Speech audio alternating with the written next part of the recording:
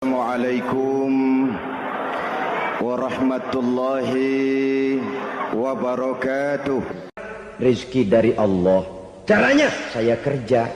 Kerja itu cara. Rizki itu dari Allah datangnya. Bukankah di zaman sekarang kita sering terpleset?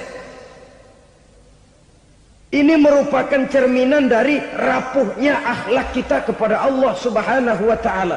Karena usaha saya memang, karena saya peras keringat banting tulang, tentu. Tapi sadarkah kita bahwa sepanjang yang bisa kita lakukan cuma berusaha, peras keringat banting tulang, pergi pagi pulang sore? Tapi bisakah kita memastikan hasil usaha kita? Apalagi yang paling dekat, misalnya saja yang sungguh-sungguh di luar jangkauan kemampuan kita, soal rizki, soal jodoh, soal maut. Kitakah yang mengatur? Kitakah yang menentukan? Subhanallah. Manusia sungguh tidak berdaya menghadapi 3 hal paling pokok ini. Rezeki, kita cuma bekerja. Kitakah yang menentukan? Tidak. Kita berusaha saja, rezeki belum pasti dapat. Apalagi kalau kita tidak berusaha. Jangan terjebak dalam fatalisme. Belum perang udah nyerah. Emang dasar rezeki datangnya dari Tuhan, gak usah kerja, dan ntar juga kalau dia datang. Dari mana datangnya? Kerja saja belum tentu dapat rezeki, apalagi kalau tidak kerja. Yang jelas usaha perlu kepastian, itu urusan Allah. Ini akhlak kepada Allah Subhanahu wa ta'ala.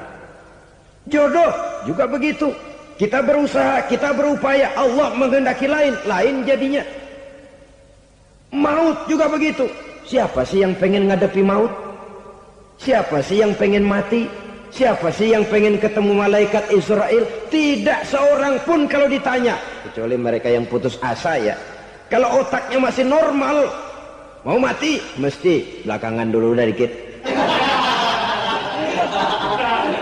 Tapi yang satu itu, saudara, kalau dia sudah datang, tenaga mana yang bisa menolak? Kalau dia sudah berkunjung, kekuatan mana yang bisa menghindar? Kalau dia sudah ingin bertemu, kemana kita bisa melarikan diri?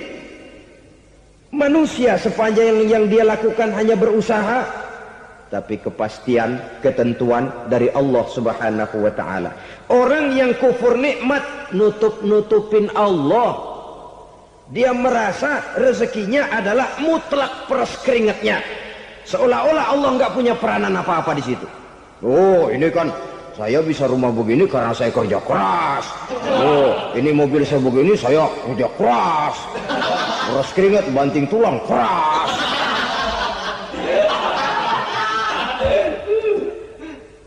Saudara-saudara kaum muslimin rahimahkumullah. Jadi menutup-nutupi Allah. Akibatnya nanti kalau dia berhasil, Allah ketutupan. Kalau dia gagal, orang lain dicaci maki, dicari kambing hitam. Yang kambing hitam kan mahal. Karena orang sering cari-cari kambing hitam. Jarang orang mau jujur kalau bertemu kesulitan lalu mencari sebab pada dirinya sendiri. Yang paling enak ya nyalain orang. Lo begitu. Orang lain yang paling enak kita salahin. Au ya'malu fi mukhalafatil mun'im, atau dia melakukan sesuatu yang tidak sesuai dengan kehendak yang memberikannya nikmat. Diberikan kita tangan, mulut sih nggak berhenti, terima kasih Tuhan, alhamdulillah saya dikasih tangan. Cuma nih tangan enteng mat nabokin orang mulu. Itu sudah mukhalafatul mun'im, bertentangan dengan kehendak yang memberikan nikmat. Diberikan harta, mulutnya mah basah, terima kasih Tuhan, alhamdulillah dikasih harta, tapi pelitnya minta ampun, kikir koret medit. Ini juga termasuk kufur nikmat, mempergunakan suatu nikmat bertentangan dengan kehendak daripada yang memberikan nikmat itu sendiri. Saudara-saudara kaum muslimin rahimakumullah. Oleh karenanya kufur iman memang lebih bahaya daripada kufur nikmat. Tapi jangan lupa, kufur nikmat bisa menyeret orang kepada kufur iman. Dan kalau Allah udah dialingin, Tuhan sudah dinomor duain, lama-lama kenapa dia tidak mendewakan dirinya sendiri, mendewakan pangkatnya, mendewa-dewakan otaknya, mendewa-dewakan kemampuannya? Pada awalnya dia memang cuma kufur nikmat, tapi lambat laun kalau ini tidak diobati, secara pasti orang akan mengarah kepada kufur iman. Bisa berbentuk syirik, bisa berbentuk nifak, bisa berbentuk riddah. Saudara-saudara, oleh karena itu menjaga akhlak kepada Allah mutlak penting. Sebab apa? Kita tidak berakhlak kepada manusia saja, kita dikucilkan dari pergaulan. Kalau kita tidak berakhlak kepada Allah, dikucilkan oleh Allah. Hadis qudsi menyatakan, man lam yashkur ala na'mai wa lam yasbir ala balai falyakhruj min tahtis samai falyatlub rabban siwaya. Kata Allah, siapa orang yang tidak mau bersyukur terhadap nikmat yang aku berikan kepadanya dan tidak mau sabar terhadap ujian yang aku berikan kepadanya, falyakhruj min tahtis samai, persilakan saja keluar dari kolong langitku, waliyatlub rabban siwaya, tolong cari Tuhan lain selain daripada aku. Murka Allah, diusir, cuman gak kedengeran aja. Siapa yang tidak mau syukur terhadap nikmatku, siapa yang tidak mau sabar terhadap ujian yang aku berikan kepadanya, persilakan keluar dari kolong langitku ini, cari Tuhan lain selain aku. Nah, langit Tuhan yang punya, Tuhan kita lawan, diusir dari kolong langit, mau pindah ke kolong mana?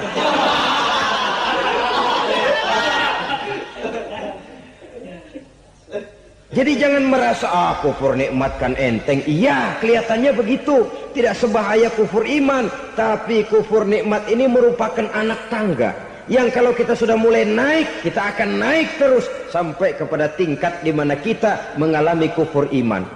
Kalau sudah ke sana, maka akhlak kita kepada Allah terkenalah erosi, terkena polusi, hancur akhlak kepada Allah, dan itulah sumber kesengsaraan abadi. Kalau cuma kita tidak berakhlak kepada manusia, barangkali resikonya cuma kehidupan di dunia ini. Mungkin juga ada kehidupan akhirat. Tapi kalau sudah tidak berakhlak kepada Allah, dunia akhirat kita rugi dan celaka. Maka pada kesempatan ini saya mengajak, marilah jaga baik-baik akhlak kita kepada Allah. Satu kali kita bertauhid, sampai mati kita bertauhid. Satu kali la ilaha illallah, jangan tergelincir lagi kita keluar daripada kalimat itu. Satu kali kita bertuhankan Allah, jangan bertuhan yang lain selain daripada Allah. Jangan sekutukan Allah, jangan samakan Allah dengan sesuatu, jangan mengangkat yang lain sama agungnya dengan Allah.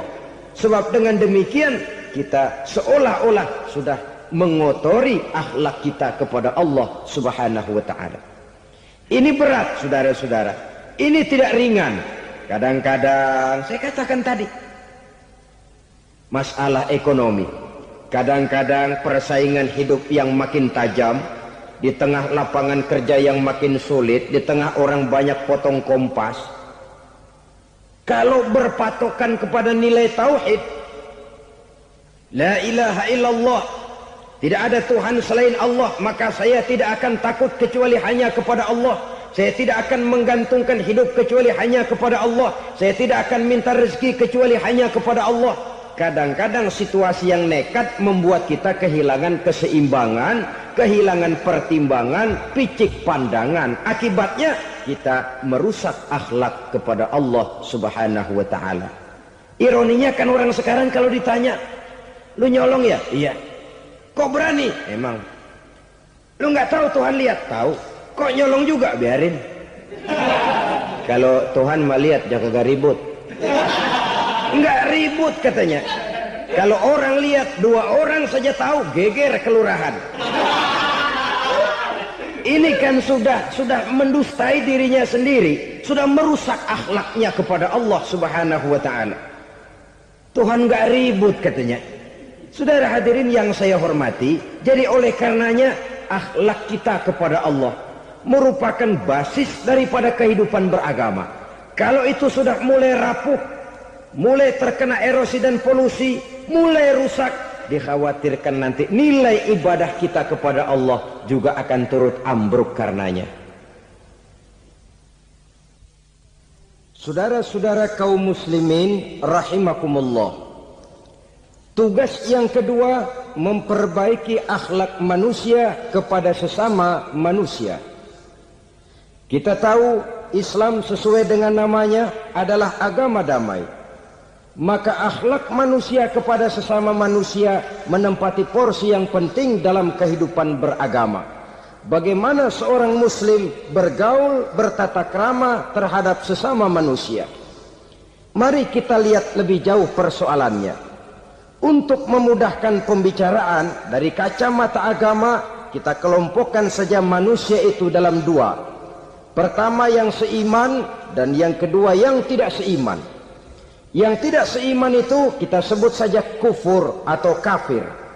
Nah, kepada yang kafir pun kita diajarkan untuk berakhlak, apalagi kepada yang memang nyata-nyata seiman, sekeyakinan, seakidah. Kemanapun Islam datang, ke negara manapun ia masuk, ia tidak menaburkan kerusakan. Jadi tidak benar kalau orang pernah itu menggambarkan, saking sentimennya seorang orientalis pernah menggambarkan Nabi Muhammad di tangan kirinya Quran, di tangan kanannya pedang, menggambarkan seolah-olah Islam dikembangkan dengan kekerasan. Sebenarnya tidak sama sekali. Kalaupun dalam sejarah perkembangan Islam pernah terjadi perang, maka perang dalam Islam sesungguhnya apabila kita amati sejarahnya bukan untuk memaksakan agama, karena memang agama tidak bisa dipaksakan, tetapi justru untuk mempertahankan agama dari segala macam hambatan, rintangan, hinaan dan fitnahan. Tapi kemanapun yang jelas Islam masuk, dia tidak pernah membuat kekacauan, kerusuhan ataupun penghancuran. Candi Prambanan bahkan dipugar, gereja-gereja tidak ada yang dihancurkan oleh umat Islam. Kenapa? Islam agama damai. Soal agama, soal lakum dinukum waliyadin, la ikraha fid din, qad tabayyana ar-rusydu minal ghayy. Tidak ada paksaan dalam beragama, sebab nyata yang benar dengan yang tidak benar. Belum pernah ada orang kafir masuk ke perkampungan orang Islam lalu dikejar-kejar, diteriakin kafir, kafir, sunatin.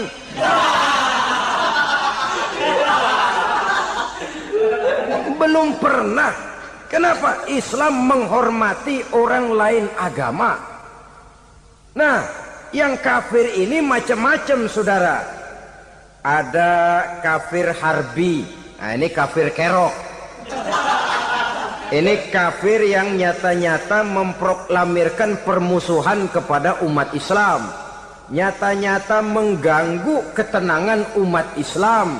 Kafir yang seperti ini yang boleh diperangi. Misalnya kita mau sembahyang Jumat dijagain, nggak boleh sembahyang Jumat, getok palanya. Kafir harbi artinya tantangan perang datang dari mereka, bukan kita yang mulai, mereka yang buka front. Prinsipnya umat Islam tidak boleh mencari-cari musuh, tapi pun tidak boleh lari kalau ketemu musuh. Musuh jangan dicari, ketemu jangan lari. Karena itu kesan seolah-olah umat Islam ini teroris, umat Islam ini destroyer, umat Islam ini sering menimbulkan keonaran, kerusakan. Sungguh satu fitnahan yang sangat keji. Umat Islam adalah umat yang cinta damai. Islam di masa perkembangannya masuki Eropa melalui Selat Gibraltar, Jabal Tariq, memasuki Spanyol. Islam tidak pernah meruntuhkan gereja. Islam tidak pernah membunuh orang-orang Nasrani. Bahkan Islam mewariskan peradaban dan kebudayaan yang begitu tinggi nilainya di bidang ilmu pengetahuan. Sampai ketika itu Barat banyak mengkaji ilmu pengetahuan dari dunia Islam.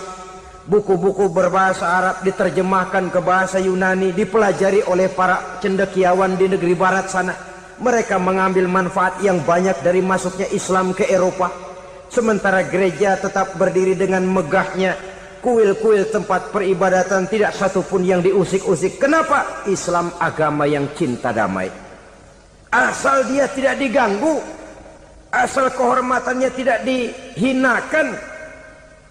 Jadi kafir harbi, kafir yang nyata-nyata nantang perang, ngajak berkelahi, itu kafir yang nyari penyakit. Kafir harbi ini boleh diperangi dengan catatan mereka yang memang mulai. Yang kedua, kafir zimmi. Kafir zimmi, kafir yang hidup di tengah mayoritas muslim, tapi mereka mau hidup dengan aman, damai, tenang. Mereka wajib dilindungi. Bahkan Nabi pernah memberikan satu jaminan, man aza zimmiyan faqad azani. Siapa yang mengganggu orang kafir zimmi sama saja dengan mengganggu saya. Kehormatannya dijaga, harta bendanya dilindungi, anak istrinya pun dilindungi. Dan ini jadi kenyataan. Saudara bisa lihat di negara-negara yang mayoritas penduduknya beragama Islam, orang-orang kafir di luar Islam hidup dengan tenang, aman, damai. Di Saudi Arabia, di luar tanah haram, di luar Mekah dan Madinah, banyak orang-orang kafir mencari nafkah. Mereka tenang, aman, dilindungi undang-undang. Begitu di Mesir, begitu di negara Indonesia yang berdasarkan Pancasila ini. Kehidupan beragama menimbulkan gairah, rukun, tenang, aman, damai, sepanjang tidak saling ganggu, tidak saling usik, menghargai orang yang sudah beragama, tidak menjadikan penganut suatu agama sebagai sasaran dari dakwah agama lainnya. Saudara-saudara kaum muslimin rahimakumullah. Jadi memang oleh Al-Quran kita dianjurkan asidda 'alal kuffar ruhama bainahum. Tegas kepada orang kafir, kasih sayang kepada sesama muslim. Tapi tegas bukanlah berarti marah-marahan, bukan berarti musuh-musuhan, bukan ngajaki perang. Tegas dalam arti punya garis tentang kehidupan beragama, lakum dinukum waliyadin. Soal kehidupan sosial, mari kerjasama. Bangun jalan, ayo rame-rame. Siskamling, mari bebarengan. Bikin puskesmas, mari sama-sama. Tapi kalau sudah soal agama, itu tidak perlu ada toleransi agama. Yang perlu toleransi antar umat beragama. Kalau umatnya mau kerjasama silakan, tapi tidak menyangkut soal ibadah. Jangan kerjasama di bidang ibadah. Itu kerjasama yang salah pasang, saudara-saudara. Sehingga dengan demikian, toleransi adalah menyangkut kehidupan antar umat beragama. Sedangkan agama sendiri punya kapling yang nyata. Sehingga dengan demikian, tegas kepada orang kafir dalam arti kita punya satu kepribadian. Tidak ngambang.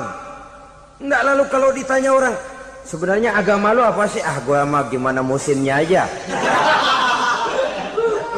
Agama pakai musim kayak rambutan. Akhirnya ya begitu, musim-musiman. Ke masjid kelihatan, ke gereja hayo, ke candi nongol, ke apa? Bingung malaikat bagaimana nyatetnya nih bocah ini.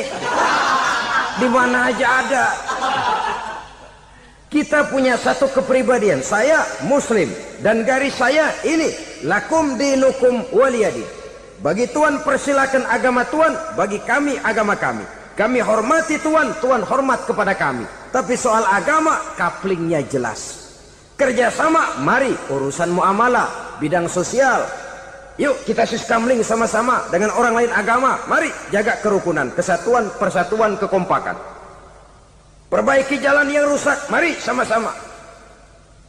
Mendandani jembatan yang runtuh, mari sama-sama.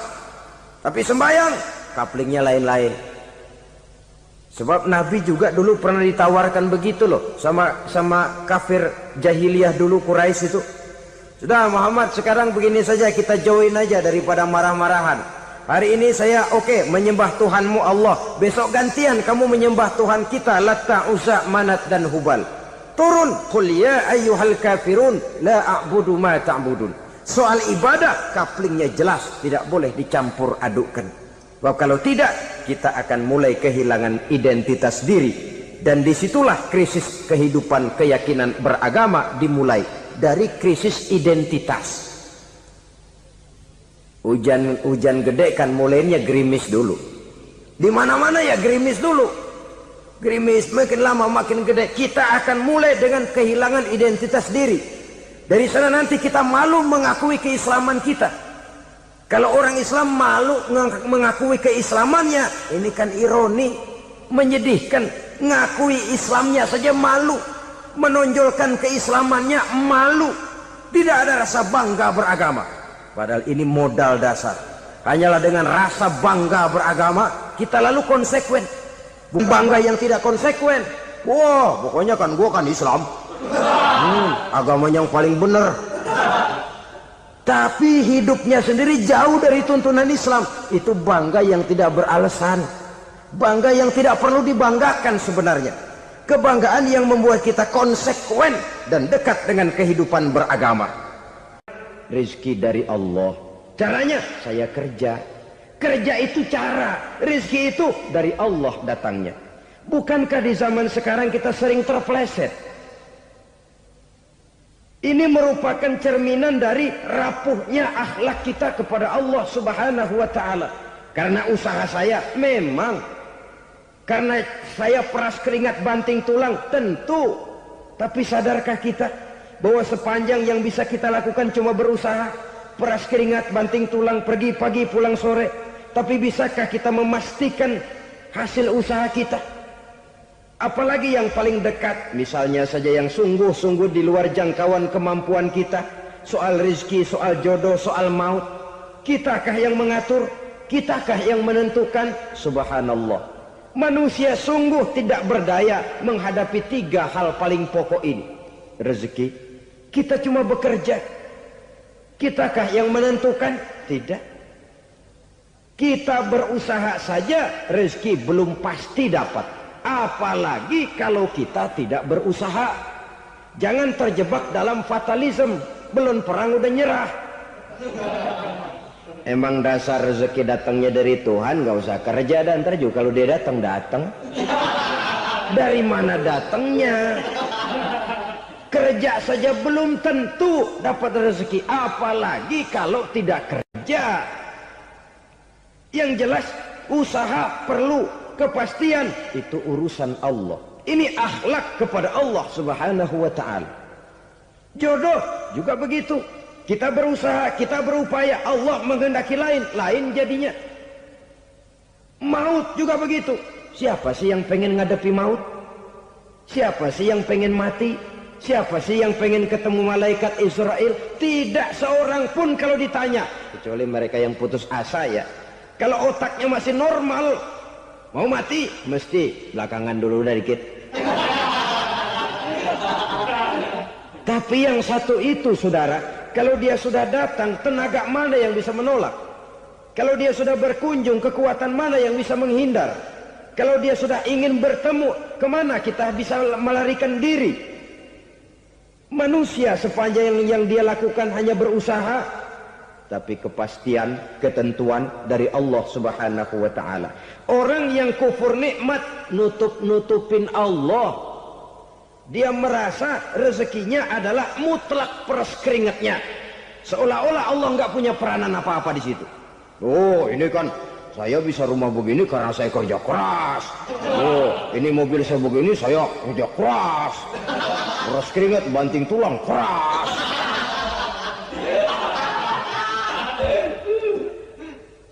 Saudara-saudara kaum muslimin rahimahkumullah. Jadi menutup-nutupi Allah. Akibatnya nanti kalau dia berhasil, Allah ketutupan. Kalau dia gagal, orang lain dicaci maki, dicari kambing hitam. Yang kambing hitam kan mahal. Karena orang sering cari-cari kambing hitam. Jarang orang mau jujur kalau bertemu kesulitan lalu mencari sebab pada dirinya sendiri. Yang paling enak ya nyalain orang. Lo begitu. Orang lain yang paling enak kita salahin. Au ya'malu fi mukhalafatil mun'im, atau dia melakukan sesuatu yang tidak sesuai dengan kehendak yang memberikannya nikmat. Diberikan kita tangan, Mulut sih nggak berhenti, terima kasih Tuhan, alhamdulillah saya dikasih tangan. Cuma nih tangan enteng mat nabokin orang mulu. Itu sudah mukhalafatul mun'im, bertentangan dengan kehendak yang memberikan nikmat. Diberikan harta, mulutnya mah basah, terima kasih Tuhan, alhamdulillah dikasih harta, tapi pelitnya minta ampun. Kikir koret medit. Ini juga termasuk kufur nikmat, mempergunakan suatu nikmat bertentangan dengan kehendak daripada yang memberikan nikmat itu sendiri. Saudara-saudara kaum muslimin rahimakumullah, oleh karenanya kufur iman memang lebih bahaya daripada kufur nikmat. Tapi jangan lupa, kufur nikmat bisa menyeret orang kepada kufur iman. Nah kalau Allah udah dialingin, Tuhan sudah dinomor duain, lama-lama kenapa dia tidak mendewakan dirinya sendiri, mendewakan pangkatnya, mendewa-dewakan otaknya, mendewa-dewakan kemampuannya? Pada awalnya dia memang cuma kufur nikmat, tapi lambat laun kalau ini tidak diobati, secara pasti orang akan mengarah kepada kufur iman. Bisa berbentuk syirik, bisa berbentuk nifak, bisa berbentuk riddah. Saudara-saudara, oleh karena itu menjaga akhlak kepada Allah mutlak penting. Sebab apa? Kita tidak berakhlak kepada manusia saja, kita dikucilkan dari pergaulan. Kalau kita tidak berakhlak kepada Allah, dikucilkan oleh Allah. Hadis qudsi menyatakan, man lam yashkur ala na'ma'i wa lam yasbir ala bala'i falyakhruj min tahtis sama'i falyatlub rabban siwaya. Kata Allah, siapa orang yang tidak mau bersyukur terhadap nikmat yang aku berikan kepadanya dan tidak mau sabar terhadap ujian yang aku berikan kepadanya, falyakhruj min tahtis sama'i, persilakan saja keluar dari kolong langitku, waliyatlub rabban siwaya, tolong cari Tuhan lain selain daripada aku. Murka Allah, diusir, cuman gak kedengeran aja. Siapa yang tidak mau syukur terhadap nikmatku, siapa yang tidak mau sabar terhadap ujian yang aku berikan kepadanya, persilakan keluar dari kolong langitku ini, cari Tuhan lain selain aku. Nah, langit Tuhan yang punya, Tuhan kita lawan, diusir dari kolong langit, mau pindah ke kolong mana?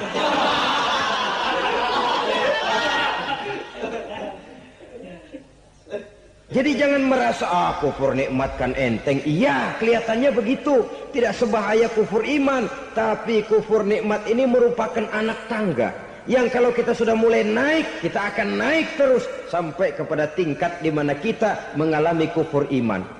Kalau sudah ke sana, maka akhlak kita kepada Allah terkenalah erosi, terkena polusi, hancur akhlak kepada Allah, dan itulah sumber kesengsaraan abadi. Kalau cuma kita tidak berakhlak kepada manusia, barangkali resikonya cuma kehidupan di dunia ini. Mungkin juga ada kehidupan akhirat.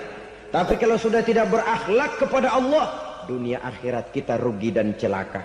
Maka pada kesempatan ini saya mengajak, marilah jaga baik-baik akhlak kita kepada Allah. Satu kali kita bertauhid, sampai mati kita bertauhid. Satu kali la ilaha illallah, jangan tergelincir lagi kita keluar daripada kalimat itu. Satu kali kita bertuhankan Allah, jangan bertuhan yang lain selain daripada Allah. Jangan sekutukan Allah, jangan samakan Allah dengan sesuatu, jangan mengangkat yang lain sama agungnya dengan Allah. Sebab dengan demikian kita seolah-olah sudah mengotori akhlak kita kepada Allah Subhanahu wa ta'ala. Ini berat, saudara-saudara. Ini tidak ringan. Kadang-kadang saya katakan tadi, masalah ekonomi, kadang-kadang persaingan hidup yang makin tajam, di tengah lapangan kerja yang makin sulit, di tengah orang banyak potong kompas. Kalau berpatokan kepada nilai tauhid, la ilaha illallah, tidak ada Tuhan selain Allah, maka saya tidak akan takut kecuali hanya kepada Allah. Saya tidak akan menggantungkan hidup kecuali hanya kepada Allah. Saya tidak akan minta rezeki kecuali hanya kepada Allah. Kadang-kadang situasi yang nekat membuat kita kehilangan keseimbangan, kehilangan pertimbangan, picik pandangan. Akibatnya kita merusak akhlak kepada Allah Subhanahu wa taala. Ironinya kan orang sekarang kalau ditanya, "Lu nyolong ya?" "Iya." "Kok berani?" "Emang." "Lu nggak tahu Tuhan lihat?" "Tahu." "Kok nyolong juga?" "Biarin." Kalau Tuhan mah lihat jaga ribut.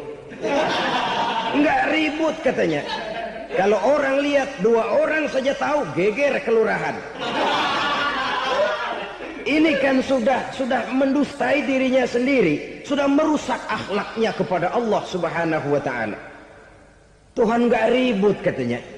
Saudara hadirin yang saya hormati, jadi oleh karenanya akhlak kita kepada Allah merupakan basis daripada kehidupan beragama.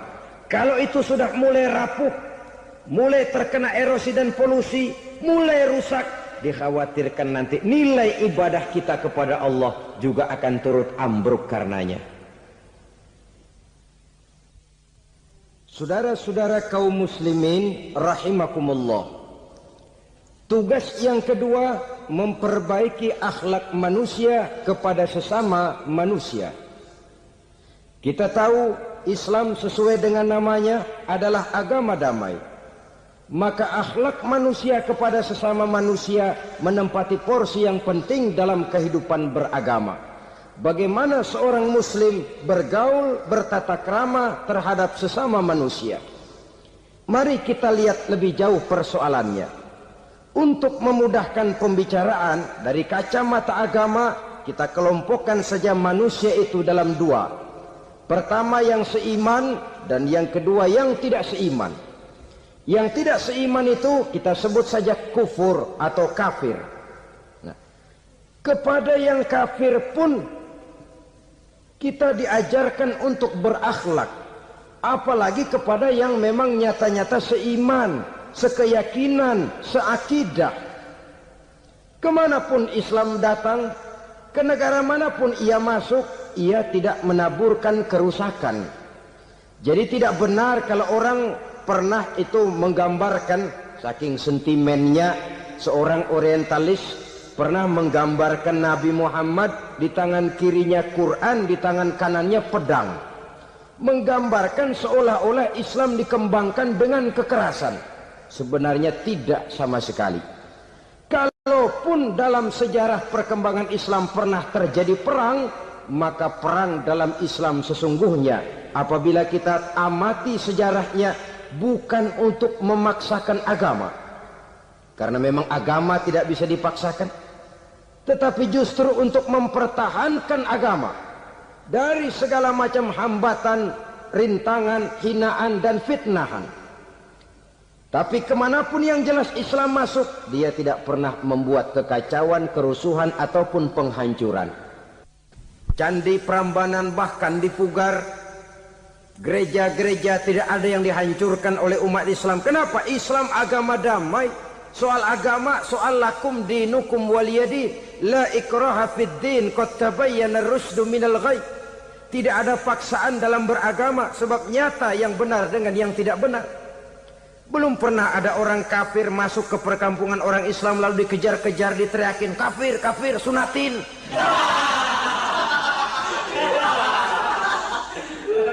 Belum pernah. Kenapa? Islam menghormati orang lain agama. Nah, yang kafir ini macam-macam saudara. Ada kafir harbi. Nah, ini kafir kerok. Ini kafir yang nyata-nyata memproklamirkan permusuhan kepada umat Islam. Nyata-nyata mengganggu ketenangan umat Islam. Kafir yang seperti ini yang boleh diperangi. Misalnya kita mau sembahyang Jumat dijagain, nggak boleh sembahyang Jumat, getok palanya.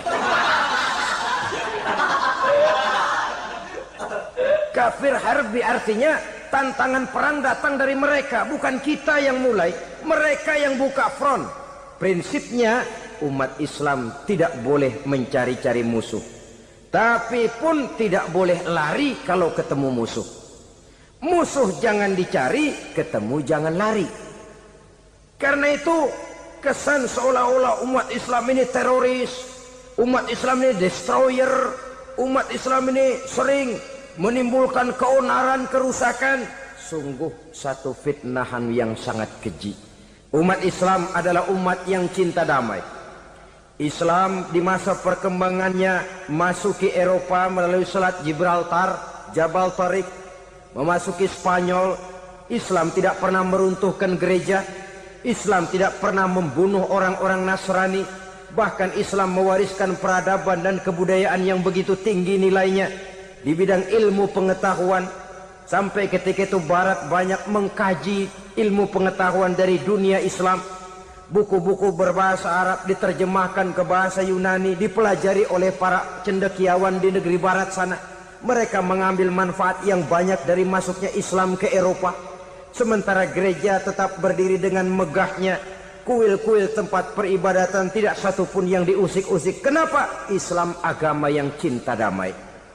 Asal dia tidak diganggu, asal kehormatannya tidak dihinakan.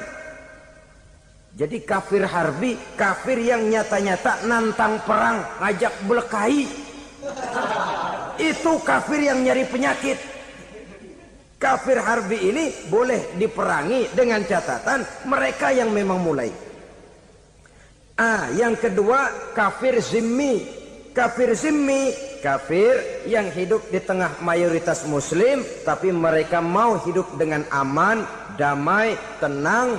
Mereka wajib dilindungi. Bahkan Nabi pernah memberikan satu jaminan, man aza zimmiyan faqad azani.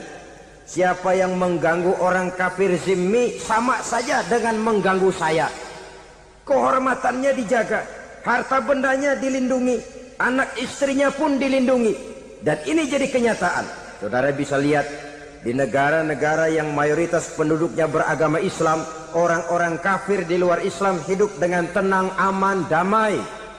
Di Saudi Arabia, di luar tanah haram, di luar Mekah dan Madinah, banyak orang-orang kafir mencari nafkah. Mereka tenang, aman, dilindungi undang-undang. Begitu di Mesir, begitu di negara Indonesia yang berdasarkan Pancasila ini. Kehidupan beragama menimbulkan gairah, rukun, tenang, aman, damai, sepanjang tidak saling ganggu, tidak saling usik, menghargai orang yang sudah beragama, tidak menjadikan penganut suatu agama sebagai sasaran dari dakwah agama lainnya. Saudara-saudara kaum muslimin rahimakumullah. Jadi memang oleh Al-Quran kita dianjurkan asyidda 'alal kuffar ruhama bainahum. Tegas kepada orang kafir, kasih sayang kepada sesama muslim. Tapi tegas bukanlah berarti marah-marahan, bukan berarti musuh-musuhan, bukan ngajaki perang. Tegas dalam arti punya garis tentang kehidupan beragama, lakum dinukum waliyadin. Soal kehidupan sosial, mari kerjasama. Bangun jalan, ayo rame-rame. Siskamling, mari bebarengan. Bikin puskesmas, mari sama-sama. Tapi kalau sudah soal agama, itu tidak perlu ada toleransi agama.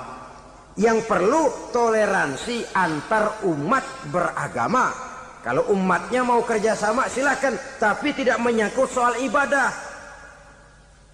Jangan kerjasama di bidang ibadah. Itu kerjasama yang salah pasang, saudara-saudara.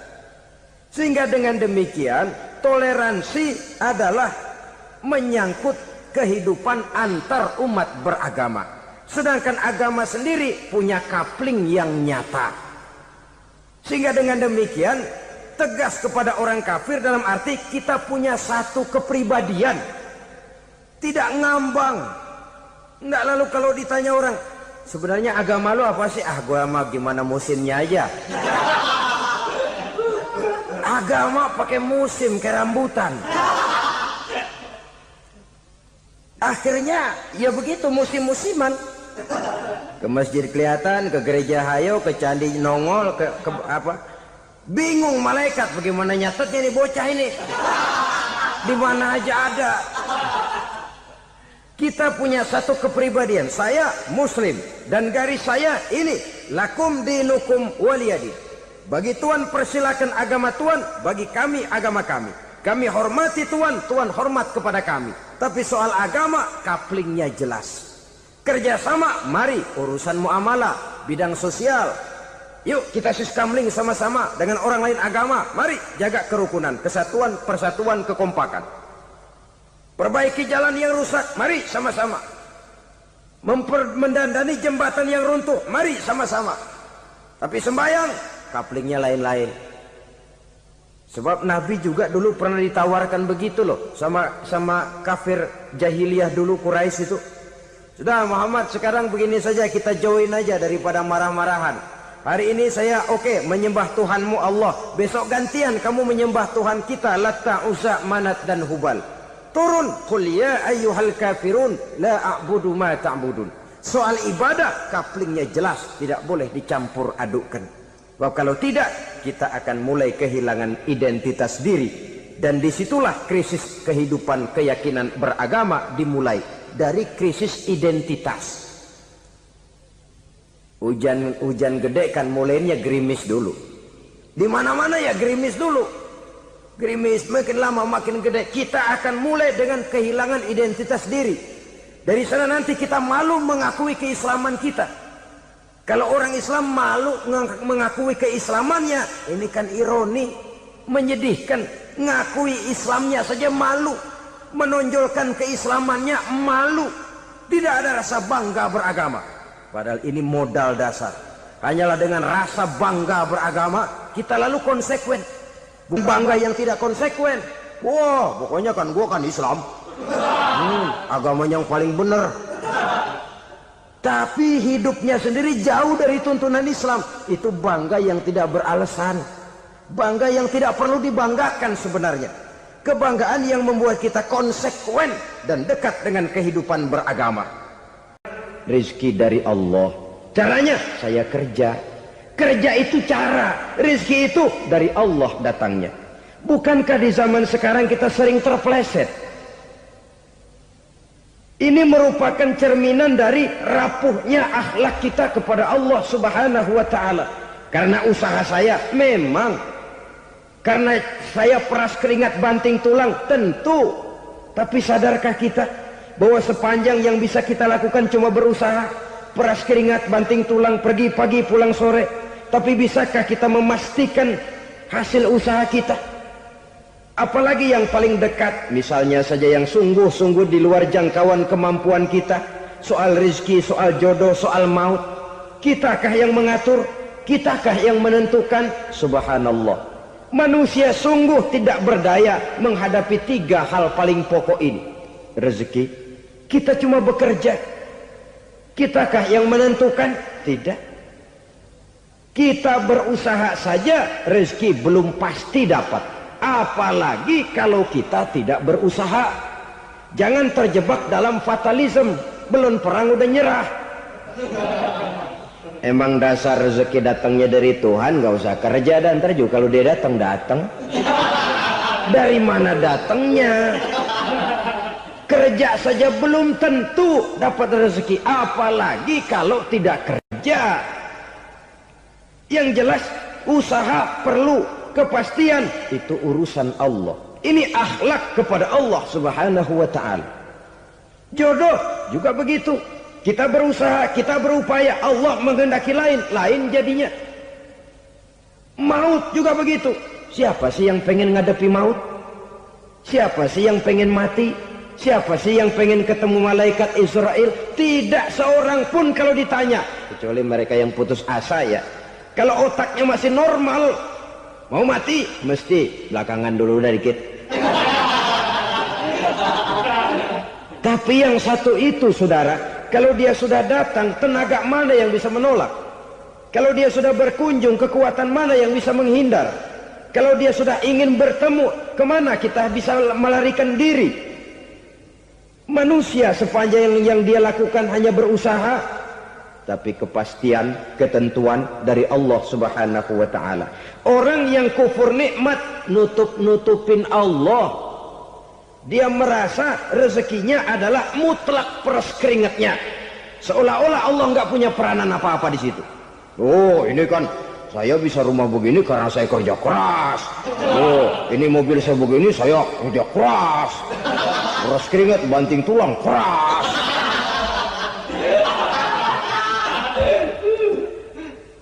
Saudara-saudara kaum muslimin rahimakumullah.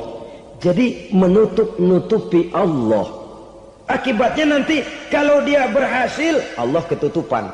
Kalau dia gagal, orang lain dicaci maki, dicari kambing hitam. Yang kambing hitam kan mahal.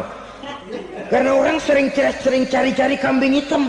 Jarang orang mau jujur kalau bertemu kesulitan lalu mencari sebab pada dirinya sendiri. Yang paling enak ya nyalain orang. Lo begitu. Orang lain yang paling enak kita salahin. Au ya'malu fi mukhalafatil mun'im, atau dia melakukan sesuatu yang tidak sesuai dengan kehendak yang memberikannya nikmat. Diberikan kita tangan, mulut sih nggak berhenti, terima kasih Tuhan, alhamdulillah saya dikasih tangan. Cuma nih tangan enteng mat nabokin orang mulu. Itu sudah mukhalafatul mun'im, bertentangan dengan kehendak yang memberikan nikmat. Diberikan harta, mulutnya mah basah, terima kasih Tuhan, alhamdulillah dikasih harta. Tapi pelitnya minta ampun, kikir koret medit. Ini juga termasuk kufur nikmat, mempergunakan suatu nikmat bertentangan dengan kehendak daripada yang memberikan nikmat itu sendiri. Saudara-saudara kaum muslimin rahimakumullah. Oleh karenanya kufur iman memang lebih bahaya daripada kufur nikmat. Tapi jangan lupa, kufur nikmat bisa menyeret orang kepada kufur iman. Nah kalau Allah udah dialingin, Tuhan sudah dinomor duain, lama-lama kenapa dia tidak mendewakan dirinya sendiri? Mendewakan pangkatnya, mendewa-dewakan otaknya, mendewa-dewakan kemampuannya. Pada awalnya dia memang cuma kufur nikmat, tapi lambat laun kalau ini tidak diobati, secara pasti orang akan mengarah kepada kufur iman. Bisa berbentuk syirik, bisa berbentuk nifak, bisa berbentuk riddah. Saudara-saudara, oleh karena itu menjaga akhlak kepada Allah mutlak penting. Sebab apa? Kita tidak berakhlak kepada manusia saja, kita dikucilkan dari pergaulan. Kalau kita tidak berakhlak kepada Allah, dikucilkan oleh Allah. Hadis qudsi menyatakan, man lam yashkur ala na'mai wa lam yasbir ala balai falyakhruj min tahtis samai falyatlub rabban siwaya. Kata Allah, siapa orang yang tidak mau bersyukur terhadap nikmat yang aku berikan kepadanya dan tidak mau sabar terhadap ujian yang aku berikan kepadanya, falyakhruj min tahtis samai, persilahkan saja keluar dari kolong langitku. Waliyatlub rabban siwaya, tolong cari Tuhan lain selain daripada aku. Murka Allah, diusir, cuman gak kedengeran aja. Siapa yang tidak mau syukur terhadap nikmatku, siapa yang tidak mau sabar terhadap ujian yang aku berikan kepadanya, persilahkan keluar dari kolong langitku ini, cari Tuhan lain selain aku. Nah, langit Tuhan yang punya, Tuhan kita lawan, diusir dari kolong langit, mau pindah ke kolong mana?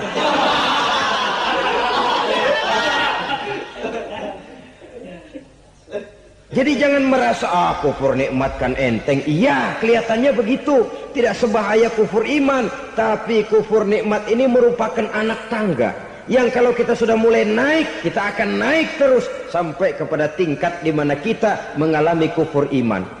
Kalau sudah ke sana, maka akhlak kita kepada Allah terkenalah erosi, terkena polusi, hancur akhlak kepada Allah. Dan itulah sumber kesengsaraan abadi. Kalau cuma kita tidak berakhlak kepada manusia, barangkali resikonya cuma kehidupan di dunia ini. Mungkin juga ada kehidupan akhirat. Tapi kalau sudah tidak berakhlak kepada Allah, dunia akhirat kita rugi dan celaka. Maka pada kesempatan ini saya mengajak, marilah jaga baik-baik akhlak kita kepada Allah. Satu kali kita bertauhid, sampai mati kita bertauhid. Satu kali la ilaha illallah, jangan tergelincir lagi kita keluar daripada kalimat itu. Satu kali kita bertuhankan Allah, jangan bertuhan yang lain selain daripada Allah. Jangan sekutukan Allah, jangan samakan Allah dengan sesuatu, jangan mengangkat yang lain sama agungnya dengan Allah. Sebab dengan demikian kita seolah-olah sudah mengotori akhlak kita kepada Allah Subhanahu wa taala. Ini berat, saudara-saudara. Ini tidak ringan. Kadang-kadang saya katakan tadi, masalah ekonomi. Kadang-kadang persaingan hidup yang makin tajam, di tengah lapangan kerja yang makin sulit, di tengah orang banyak potong kompas. Kalau berpatokan kepada nilai tauhid, la ilaha illallah, tidak ada Tuhan selain Allah, maka saya tidak akan takut kecuali hanya kepada Allah. Saya tidak akan menggantungkan hidup kecuali hanya kepada Allah. Saya tidak akan minta rezeki kecuali hanya kepada Allah. Kadang-kadang situasi yang nekat membuat kita kehilangan keseimbangan, kehilangan pertimbangan, picik pandangan. Akibatnya kita merusak akhlak kepada Allah Subhanahu wa taala. Ironinya kan orang sekarang kalau ditanya, "Lu nyolong ya?" "Iya." "Kok berani?" "Emang." "Lu nggak tahu Tuhan lihat?" "Tahu." "Kok nyolong juga?" "Biarin." Kalau Tuhan mah lihat, jangan gak ribut. Nggak ribut katanya. Kalau orang lihat, 2 orang saja tahu, geger kelurahan. Ini kan sudah mendustai dirinya sendiri, sudah merusak akhlaknya kepada Allah Subhanahu wa taala. Tuhan nggak ribut katanya. Saudara hadirin yang saya hormati, jadi oleh karenanya akhlak kita kepada Allah merupakan basis daripada kehidupan beragama. Kalau itu sudah mulai rapuh, mulai terkena erosi dan polusi, mulai rusak, dikhawatirkan nanti nilai ibadah kita kepada Allah juga akan turut ambruk karenanya.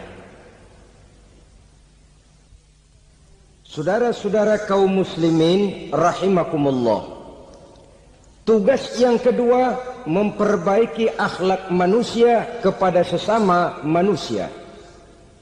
Kita tahu Islam sesuai dengan namanya adalah agama damai.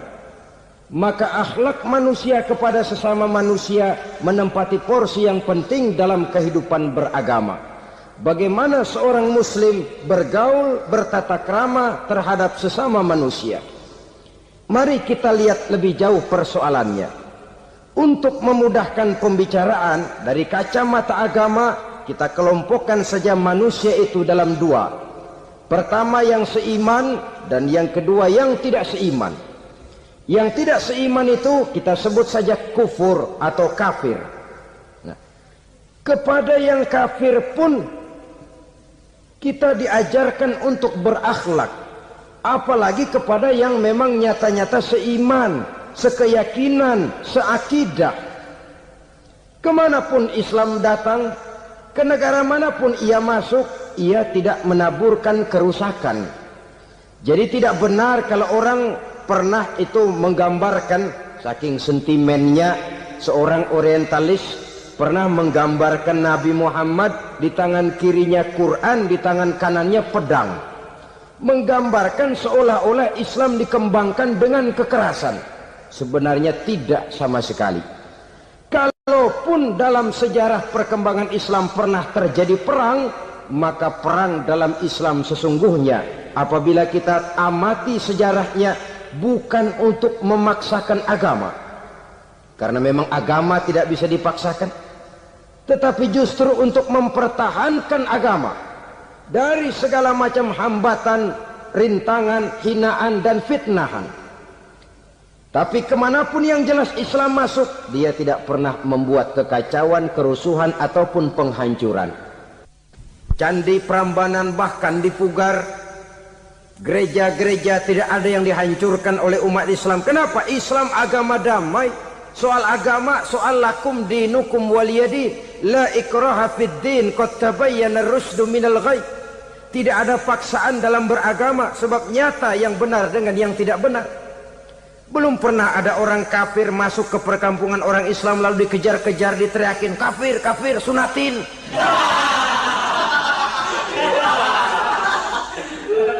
Belum pernah. Kenapa? Islam menghormati orang lain agama. Nah, yang kafir ini macam-macam, saudara. Ada kafir harbi. Nah, ini kafir kerok. Ini kafir yang nyata-nyata memproklamirkan permusuhan kepada umat Islam. nyata-nyata mengganggu ketenangan umat Islam. Kafir yang seperti ini yang boleh diperangi. Misalnya kita mau sembahyang Jumat dijagain, nggak boleh sembahyang Jumat, getok palanya. Kafir harbi artinya tantangan perang datang dari mereka, bukan kita yang mulai, mereka yang buka front. Prinsipnya umat Islam tidak boleh mencari-cari musuh, tapi pun tidak boleh lari kalau ketemu musuh. Musuh jangan dicari, ketemu jangan lari. Karena itu kesan seolah-olah umat Islam ini teroris, umat Islam ini destroyer, umat Islam ini sering menimbulkan keonaran, kerusakan. Sungguh satu fitnahan yang sangat keji. Umat Islam adalah umat yang cinta damai. Islam di masa perkembangannya masuki Eropa melalui Selat Gibraltar, Jabal Tariq, memasuki Spanyol. Islam tidak pernah meruntuhkan gereja. Islam tidak pernah membunuh orang-orang Nasrani. Bahkan Islam mewariskan peradaban dan kebudayaan yang begitu tinggi nilainya di bidang ilmu pengetahuan. Sampai ketika itu Barat banyak mengkaji ilmu pengetahuan dari dunia Islam. Buku-buku berbahasa Arab diterjemahkan ke bahasa Yunani, dipelajari oleh para cendekiawan di negeri Barat sana. Mereka mengambil manfaat yang banyak dari masuknya Islam ke Eropa. Sementara gereja tetap berdiri dengan megahnya. Kuil-kuil tempat peribadatan tidak satupun yang diusik-usik. Kenapa? Islam agama yang cinta damai. Asal dia tidak diganggu, asal kehormatannya tidak dihinakan. Jadi kafir harbi, kafir yang nyata-nyata nantang perang, ngajak berkelahi, itu kafir yang nyari penyakit. Kafir harbi ini boleh diperangi dengan catatan mereka yang memang mulai. Yang kedua kafir zimmi. Kafir zimmi, kafir yang hidup di tengah mayoritas muslim, tapi mereka mau hidup dengan aman, damai, tenang. Mereka wajib dilindungi. Bahkan Nabi pernah memberikan satu jaminan, man aza zimmiyan faqad azani. Siapa yang mengganggu orang kafir zimmi sama saja dengan mengganggu saya. Kehormatannya dijaga, harta bendanya dilindungi, anak istrinya pun dilindungi. Dan ini jadi kenyataan. Saudara bisa lihat di negara-negara yang mayoritas penduduknya beragama Islam, orang-orang kafir di luar Islam hidup dengan tenang, aman, damai. Di Saudi Arabia, di luar tanah haram, di luar Mekah dan Madinah, banyak orang-orang kafir mencari nafkah. Mereka tenang, aman, dilindungi undang-undang. Begitu di Mesir, begitu di negara Indonesia yang berdasarkan Pancasila ini. Kehidupan beragama menimbulkan gairah, rukun, tenang, aman, damai, sepanjang tidak saling ganggu, tidak saling usik, menghargai orang yang sudah beragama, tidak menjadikan penganut suatu agama sebagai sasaran dari dakwah agama lainnya.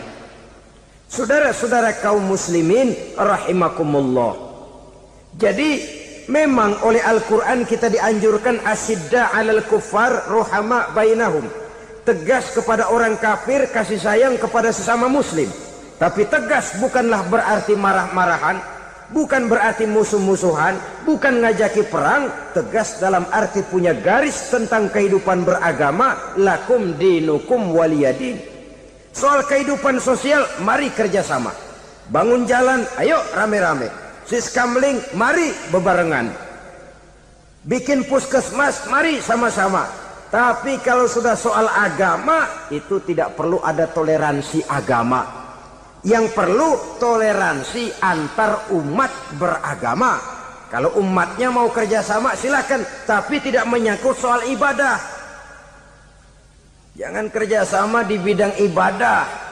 Itu kerjasama yang salah pasang, saudara-saudara.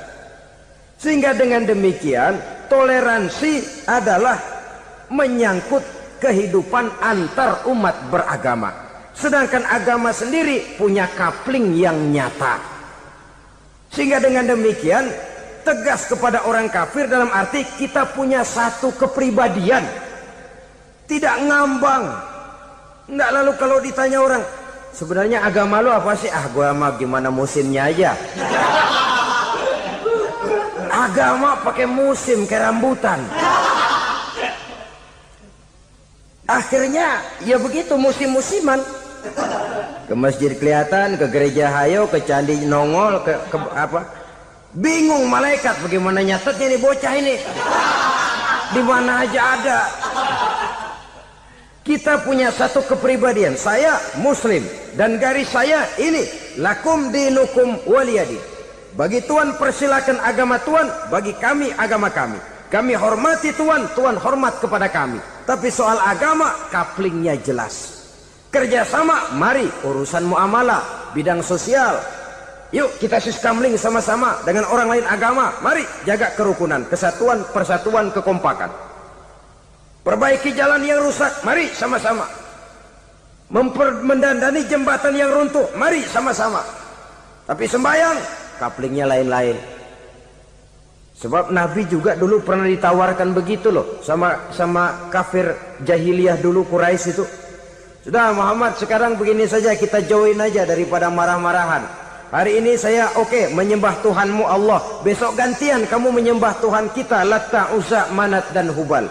Turun, qul ya ayyuhal kafirun la a'budu ma ta'budun. Soal ibadah kaplingnya jelas, tidak boleh dicampur adukkan. Sebab kalau tidak, kita akan mulai kehilangan identitas diri. Dan disitulah krisis kehidupan keyakinan beragama dimulai.